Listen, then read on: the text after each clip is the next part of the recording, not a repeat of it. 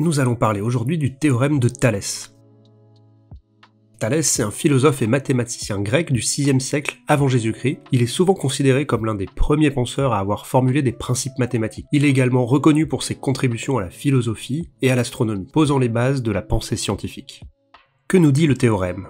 Si deux droites parallèles coupent deux droites séquentes, alors elles déterminent deux triangles dont les côtés correspondants ont des longueurs proportionnelles. Alors, qu'est-ce que ça veut dire ? On va découper ça. Allons-y lentement.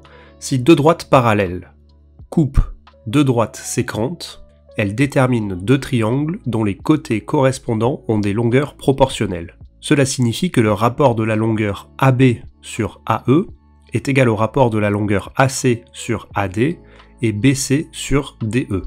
Attention à l'ordre des longueurs. Sur le numérateur, on a les longueurs du triangle rouge et au dénominateur, les longueurs du triangle bleu. Le point d'intersection peut se trouver à l'intérieur des deux droites parallèles ou à l'extérieur. Dans les deux cas, l'égalité est vraie. Ces proportions nous permettent de calculer des longueurs. Nous allons faire une application numérique. On donne ces différentes longueurs et on va vérifier l'égalité. AB sur AE, c'est 2 divisé par 3 plus 2.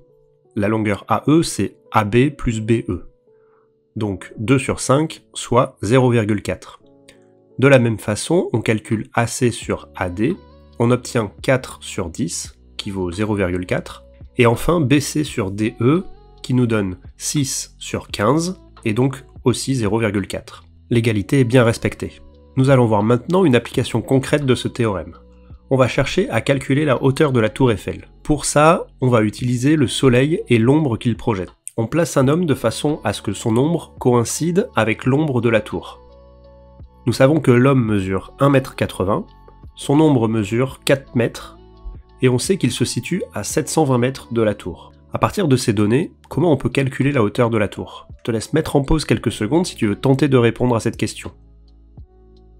On remarque qu'on se trouve dans la même configuration qu'on a vu précédemment. Les deux droites parallèles sont matérialisées par la hauteur de l'homme et la hauteur de la tour. Les deux droites séquentes sont le rayon de soleil et le sol. On matérialise chacun des points et des triangles. On peut appliquer le théorème de Thalès, qui nous dit que AC sur AE est égal à BC sur DE est égal à AB sur AD. On laisse AB sur AD de côté, car on n'a ni la longueur AB ni la longueur AD. On cherche à trouver la valeur de DE, qui représente la hauteur de la tour. Et on a déjà la valeur de AC, qui vaut 4, AE, qui vaut 720 plus 4, et BC, qui vaut 1,8. Donc on remplace ces valeurs dans la formule, et on obtient DE est égal à 1,8 multiplié par 724, le tout divisé par 4, soit 325,8 mètres. Et voilà, on a trouvé la hauteur de la tour Eiffel.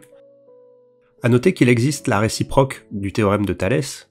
Cela signifie que dans une figure, si on constate que les rapports entre certains segments sont égaux, alors on peut en déduire que les droites correspondantes sont bien parallèles. C'est une propriété très utile en géométrie pour démontrer que deux droites sont parallèles, simplement en mesurant des longueurs et en vérifiant leurs proportions. Je ferai prochainement une vidéo d'entraînement avec des exercices corrigés sur le théorème de Thalès. N'hésite pas à poser tes questions dans les commentaires, abonne-toi et rendez-vous dans une prochaine vidéo.